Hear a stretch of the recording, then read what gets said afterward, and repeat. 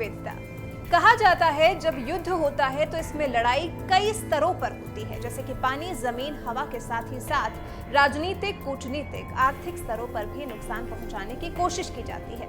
तो आज हम एक ऐसे ही युद्ध की बात अपनी स्टोरी में बताने जा रहे हैं, जिसमें भारत ने पाकिस्तान के खिलाफ हर स्तर पर शानदार प्रदर्शन किया और पाकिस्तान की बोलती बंद कर दी। और उसी का नतीजा था कि भारत के सामने बांग्लादेश में पाकिस्तान को हार स्वीकार करनी पड़ी। ये तो आपको पता ही होगा कि भारत बांग्लादेश को आजाद कराने के लिए अपनी सेना उतार चुका था, जहां पर भारतीय सेना शानदार प्रदर्शन कर रही थी। लेकिन उसी के साथ नेवी को भी एक टारगेट दिया गया, जिसको नेवी ने शानदार तरीके से पूरा किया। मिशन था कराची पोर्ट को खत्म करना।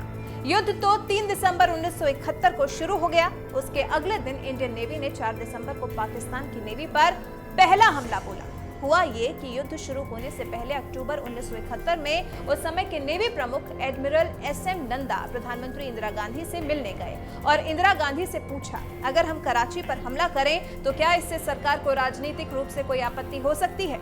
इसके जवाब में इंदिरा गांधी ने पूछा कि आप ऐसा क्यों पूछ रहे हैं? उसके जवाब में नंदा ने कहा कि 1965 में नेवी से खासतौर से कहा गया था कि वो भारतीय समुद्री सीमा से बाहर कोई कार्रवाई न करे। इस पर इंदिरा गांधी ने कहा, अगर लड़ाई है तो लड़ाई है। उसके बाद 2 दिसंबर 1971 को पूरा वेस्टर्न फ्लीट मुंबई से निकल गया। उस बेड़े में आईएनएस निपात, आईएनएस वीर और आईएनएस निर्घट शामिल थे। हर बोट पर 4-4 मिसाइलें थीं। उनके ठीक पीछे आईएनएस किल्टन भी चल रहा था। 4 दिसंबर की रात ठीक 10:40 पर आईएनएस निर्घट ने पाकिस्तान के जहाज पीएनएस खैबर पर पहला हमला किया। हमला इतना सटीक था कि मिसाइल लगते ही खैबर हिल गया। उसमें मौजूद जवानों को पता ही नहीं चला कि हमला कहां से हुआ। वो कुछ सोच पाते तभी थोड़ी देर बाद दूसरी मिसाइल चली और खैबर डूब गया और इस हमले में पाकिस्तानी नेवी के 222 जवानों की मौत हो गई। अब बारी थी आईएनएस निपत की। रात 11 बजे आईएनएस निपत ने पाकिस्तान के एमवी वीनस चैलेंजर और पीएनएस शाहजहां पर 2 मिसाइलें दागी। वीनस तबाह हो गया और शाहजहां को काफी नुकसान हुआ।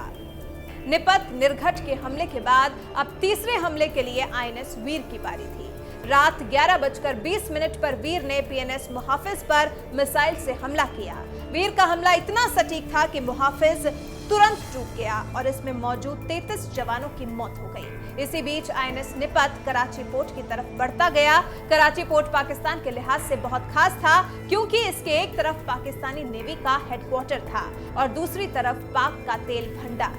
आईएनएस निपत ने पोर्ट की ओर 2 मिसाइलें दागी। एक मिसाइल मिस हो गई, जबकि दूसरी सीधे निशाने पर लगी और तेल के टैंक में जा लगी। हमले के बाद जबरदस्त विस्फोट हुआ।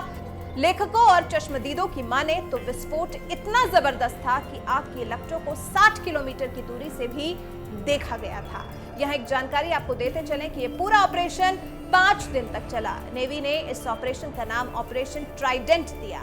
इस पूरे ऑपरेशन में भारत को कोई नुकसान नहीं पहुंचा, जबकि पाकिस्तान के कई जवान इसमें मारे गए और तेल टैंक तबाह हो गए।